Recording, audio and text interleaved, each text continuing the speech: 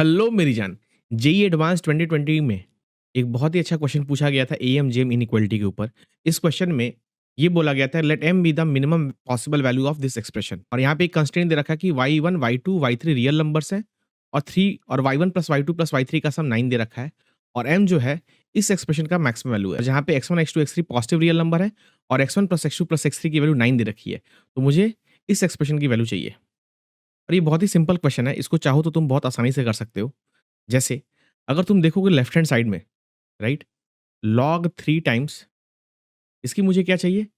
मुझे minimum value चाहिए, m इसकी मिनिमम वैल्यू है। तो मैं काम करता हूँ कि 3 power y1 plus 3 power y2 plus 3 power y3 इस पे मैं am-gm लगाता हूँ। तो इस पे am-gm लगाओगे तो इसका am तो ये बनेगा और इसके gm में क्या होगा? तीनों का प्रोडक्ट होगा। तो 3 to the power y1 plus y2 plus y3 1/3। तो यहाँ से आ गया 3 power y1 plus 3 power y2 plus 3 power y3 इसकी जो वैल्यू आएगी ग्रेटर देन इक्वल टू ये कितना बन जाएगा? y1 plus y2 plus y3 9 है, तो 9 और 1/3 है, तो 3 पावर 3 और एक 3 मल्टीप्लाई होगा, तो ये तो 3 पावर 4 आ गया। और जब तुम दोनों तरफ लॉग लोगे ना 3 के बेस पे, राइट?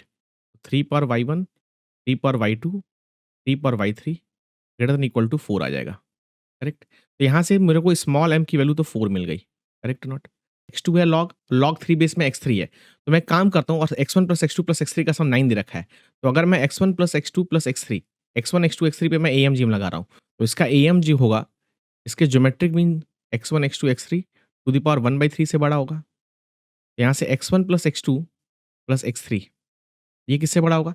x1, x2, x3 ये वैल्यू कितनी आ जाएगी तुम्हारी 3 times x1, x2, x3 to the power 1/3 और ये कितना दे रखा है मेरे को क्वेश्चन में 9, तो ये कितना बन जाएगा 3 टाइम्स x1, x2 और x3 उसकी पावर में 1/3 आ जाएगा।